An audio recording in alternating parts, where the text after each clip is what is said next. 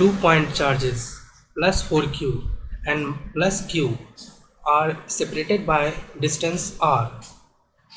Where should a third point charge capital Q be placed that the whole system remains in equilibrium? तो दो charges आपको दिए गए हैं +4q एंड +q और इनके बीच में डिस्टेंस कितना है r है। तो आपको बोला जा रहा है कि third point charge capital Q को लाया जाता है, उसको कहाँ पे रखा जाए सो डैट कि पूरा सिस्टम इक्विलिब्रियम में आ जाए।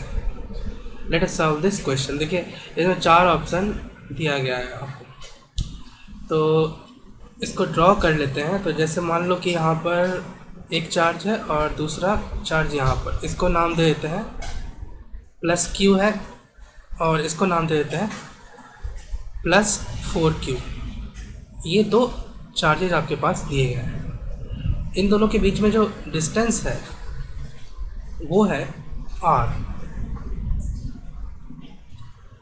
q और +4q के बीच में जो डिस्टेंस है वो कितना दिया गया है आपको, r दिया गया। अब देखो third point charge capital Q को रखना है। कैपिटल Q को कहाँ पे रखोगे सो डैट कि पूरा सिस्टम इक्विलिब्रियम में हो। अब देखो पूरा सिस्टम इक्विलिब्रियम में है, इसका मतलब कैपिटल Q जो थर्ड चार्ज होगा वो भी इक्विलिब्रियम में होगा।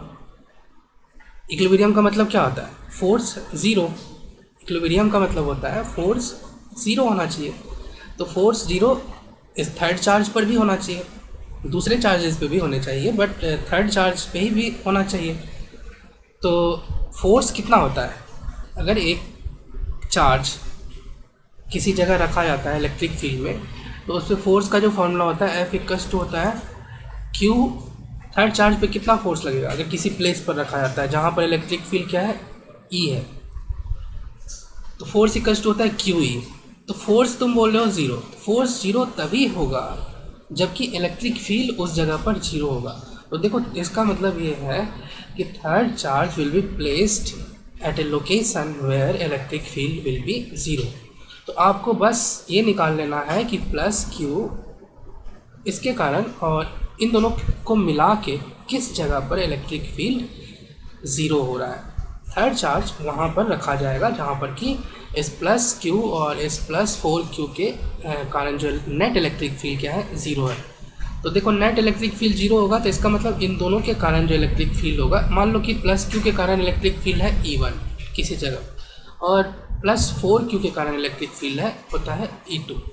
मतलब E1 और E2 एक दूसरे को कैंसिल जहाँ पर कर दे जिस प्लेस पर, वहीं पर third charge will be placed. तो यहाँ पर 3 रीज़न है।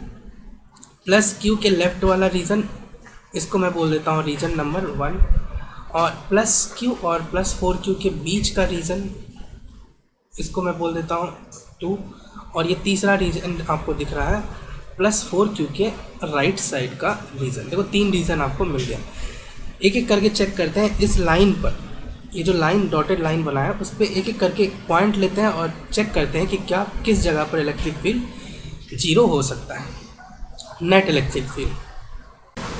सबसे पहले रीज़न 1 में एक पॉइंट लेते हैं, चेक करते हैं क्या दोनों के कारण इलेक्ट्रिक फील्ड ज़ीरो पॉसिबल है। तो देखो रीज़न 1 में मैंने एक पॉइंट लिया है, इस पॉइंट पे दोनों के कारण इलेक्ट्रिक फील्ड का डायरेक्शन बताओ। +q के कारण इलेक्ट्रिक फील्ड इस साइड होगा, अवे, तो ये E1 होगा, और +4q के कारण इस पॉइंट पर इलेक्ट्रिक फील्ड क्या होगा, वो भी लेफ्ट में ही होगा, अवे, +4q से अवे E2। तो देखो ये दोनों तो सेम डायरेक्शन में, इसका मतलब फर्स्ट रीज़न में तो पॉसिबल नहीं है। अब बात करते हैं, एक पॉइंट लेते हैं थर्ड रीज़न में, यहाँ इस पॉइंट पर चेक करते हैं क्या E1 और E2 electric field, net electric field zero हो सकता है E1 और E2 के कारण। तो देखो पहले +q के कारण देखते हैं, इस पॉइंट पर जो इलेक्ट्रिक फील्ड होगा +q के कारण वो अवे होगा +q से, और वो इधर होगा राइट डायरेक्शन में E1।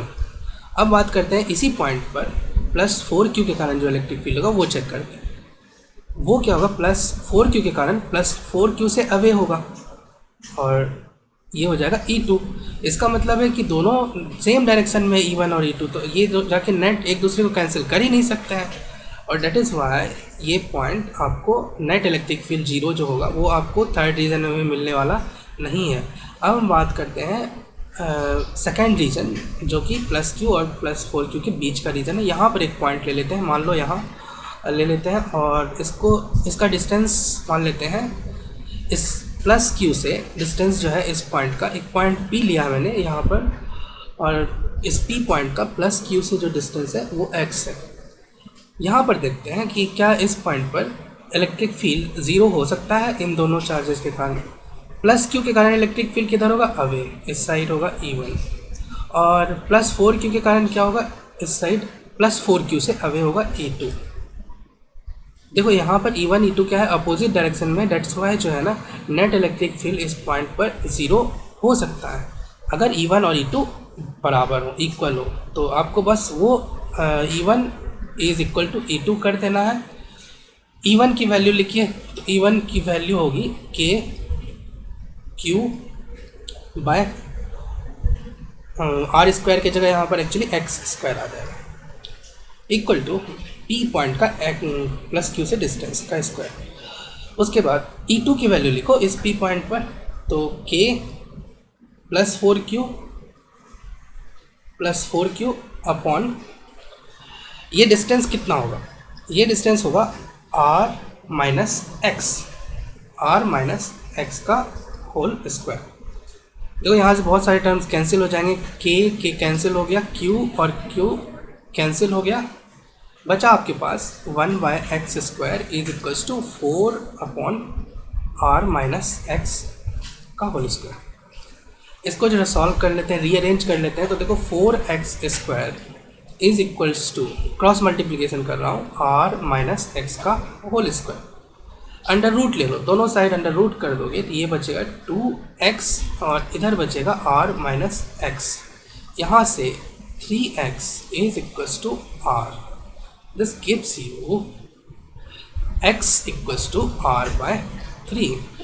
तो x की वैल्यू r/3 आया। x कहाँ से डिस्टेंस है, प्लस q से डिस्टेंस, q से डिस्टेंस है, तो r/3 आ रहा है। तो देखो यहाँ पर ना second option will be the correct option.